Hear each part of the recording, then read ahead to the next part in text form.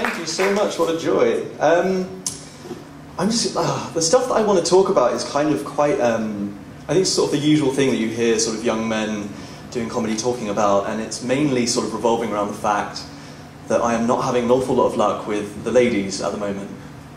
Oh, thank you. Because I'm a rampant homosexual.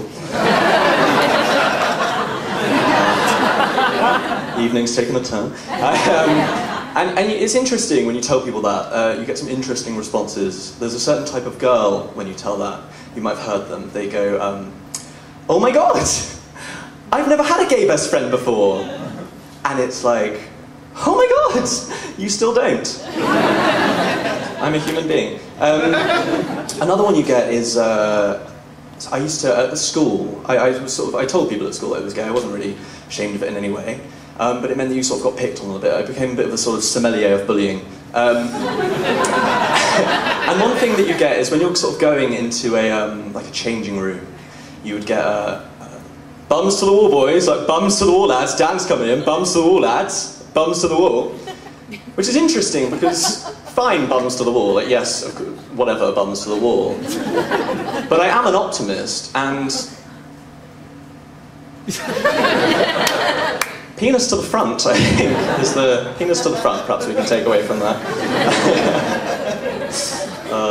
But I've come across a series of milestones in my life very recently.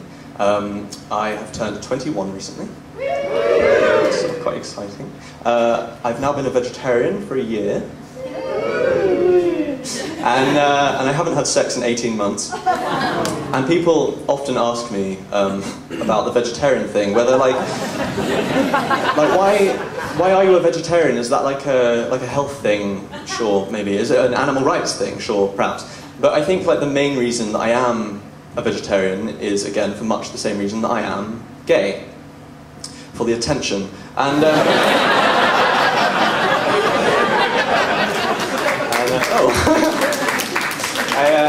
yeah, it's interesting. But yeah, turning 21 recently, it's been fun. My family got me this lovely watch, presumably so I can count the hours that no one is fucking me.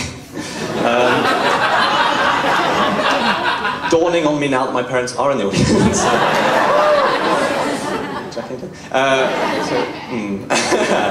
But yeah, it's been interesting. 2014 was a very dry year for me. I went on one single date in 2014, and I knew in the very first moment that he was not the one for me, like the first minute, because he used the word balls in conversation. But 2015, improving, I found out I have a celebrity lookalike. And some of you are like, here he goes, he's going to address it now. Some of you, who could it be? Well, I will tell you. I was walking through Covent Garden, and a family of tourists, a Chinese family, stopped and started pointing at me really, really excitedly, really excited. And I was a bit like, hello, I don't know what's happening here. So I moved on. But I was thinking about it, and I texted a friend, and I was like, this just happened, how strange, what was that? And she was like, yeah, you know who they thought you were. No? They thought you were Claire Balding.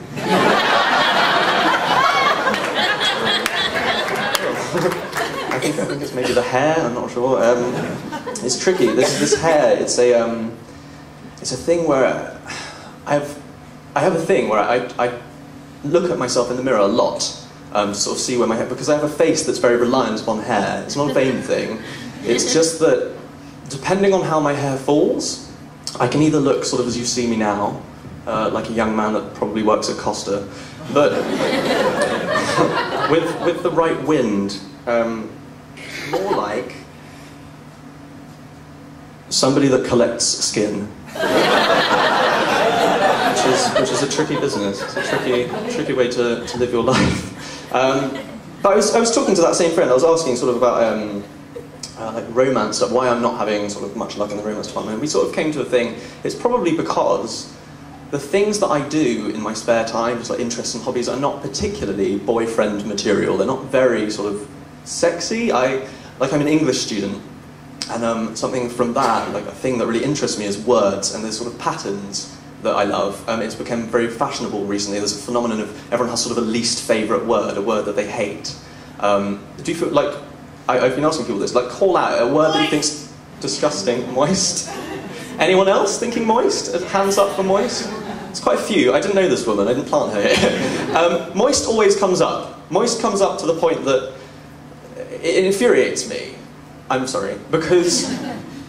Firstly, because moist is not the worst word in the world. The worst word in the world is scrotum. But also because, like, I understand why people hate it. Like, I realise it has these sort of sexual connotations where people say things like, I'm moist, or that makes me moist. But these people haven't considered the alternatives.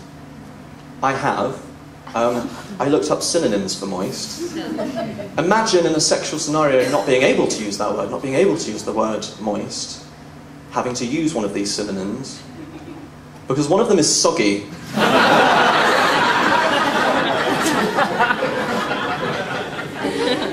Another one is damp. My personal favourite, traditionally weather-related, I admit, muggy. I love the idea that would. I love that.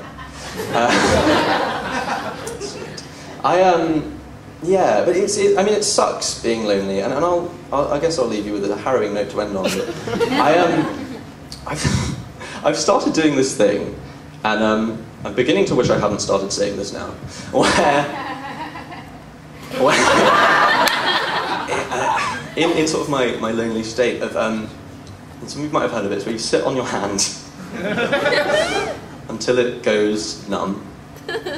And then when you wipe away your tears, it feels like somebody cares. Thank you, guys.